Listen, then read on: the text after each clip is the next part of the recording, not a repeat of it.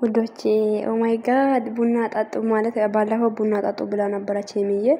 ዛሬ ደግሞ ወተት ጣጡ ብላለች ለጨጓራችሁ ጥሩ ነው ወተት ጣጡ ምናምን ብላ ወተት ጋብዘናለች እና ነገ ደግሞ ምግብ እንደሚመጣ ተስፋ አደርጋለሁ ወይኔ የኔ ውድ ሰላም ሰላም ውድና የተከበራችሁ ውድ ቻናሌ ቤተሰብ እንዴት ናችሁ ባላችሁ በፎታ ሰላማችሁ ይብዛ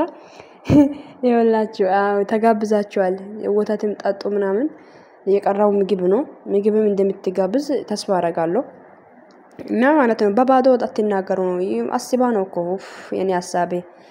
እና አስባና ያው ለናንተ በባዶ ሆድ አወርታችሁ እንዴት እንደዚህ ትሆናላችሁ ብላ ነውና ለናንተ ምን አክል እንደምታስብ ታውቃላችሁ ግን በጣም ነው እኮ የምታስበው ሄሚዬ ወይኔ ወይኔ የኔ ወይኔ ጀግና ሶ ስለዚህ ወተትም ጣጡ ብላለች ወተትም ጣጡ ወተት እንኳን ለጨጓራ እንኳን ጥሩ ነውና እና እንደዛ ነው የምላችሁት እሷን ለማጎዳት ብላችሁ የምትሳደባው ሲዲ ብራሷ ለሷ እንኳን ምንም አይመስላትምና አይ ዶንት ኬር አቦ እና እንደዛ ነገር ነው ብቻ በቃ ጣጥታችሁ ባልታችሁ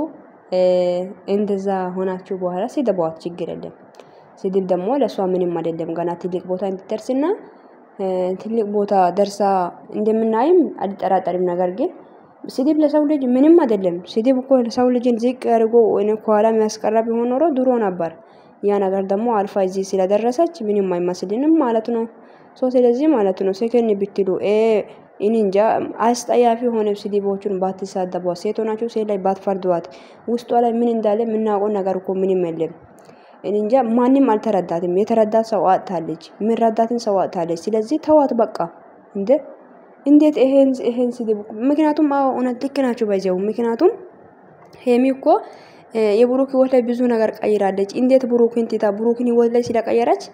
ለምን ከብሩክ ውጪ ለሌላ ሰው እንድትሆን አልፈልግም ብላችሁ ነው እዚህ ጋር እየተቃጠላችሁ ያላችሁ ያገኛላችሁ እዚህ ጋር ተቃጠሉ ይከኩላ ማለት ነው ሶ እቺ ጀግና ሴት ነች ኦኬ ማለት የሰው ማለት የራሷ ህይወት ብቻ ሳይሆን የሰው ህይወት ቀይራለች ብዙ ሰው ህይወት ማለት ነውና እሷ ቀየረችው የብሩክ ህይወትን ብቻ ሳይሆን የብዙዎች ህይወትን አንድ ቀን ላይ ይወላችሁ ታሪክ የሰራች ጀግና ሴት ናት እኮ ገባችሁ አይደል አንድ ቀን ታሪክ የሰራች ማለት ነው